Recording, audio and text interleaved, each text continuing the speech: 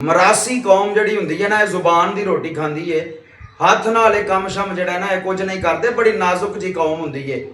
ये जनाबे वाला एक जिमीदार सी मालक, ते उन्हें ना एक मरासी नूं कहा कि तू मेरे घोड़े की मालिश कर ते मैं घरों रोटी खा के ते आउणा।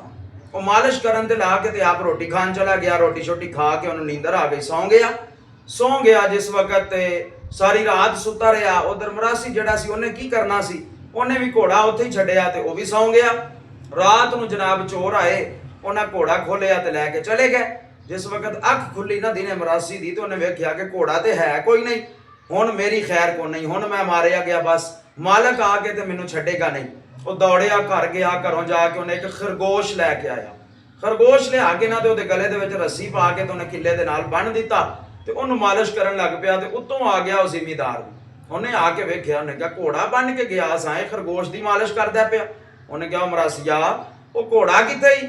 उस आख्या जी यह वेखा घोड़ा। उस आख्या ये घोड़ा है, ये तो खरगोश है, अन्नियां नूं भी नजर आउंदा पिया खरगोश है। उन्हें कहा जी तुसी रात दे मैनू ला के गए हो मालिश करन वास्ते, तो मैं मालिश कर करके वो घसीट के जनाबे वाला उन्हें खरगोश ही बनना सी, उन्हें केड़ा घोड़ा रह जाना सी। सारी रात ते मैं लगा रहा मालिश करन वास्ते।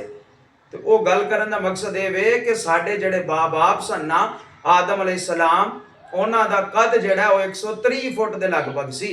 ठीक है, तो हुण जनाब वो घसीटदियां घसदियां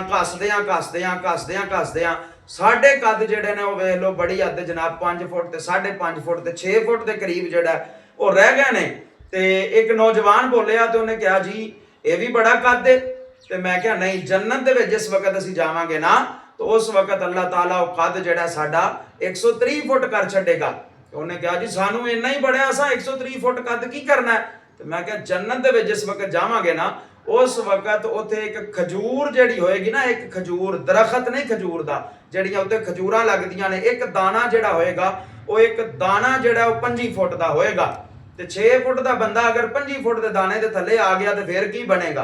तो लिहाजा अल्लाह ताला दी जात सानू साडे कद जिहड़े ने वापस फरमाणगे, क्योंकि उत्थे जिहड़ियां औरतां जिहड़ियां हूरां मिलदियां ने ना, उन्हां हूरां ने जिहड़ा लिबास पाया हुंदा है, ओहदी गुलाई जिस वक्त वो जनाबे वाला घूमदियां ने या चलदियां ने, ते उस लिबास की गुलाई जिहड़ी है 3-3 मील तक वो लिबास जिहड़ा है वो फैलिया होएगा। यानी इतनी खूबसूरत और इतना खूबसूरत लिबास और सारे मामलात होंगे।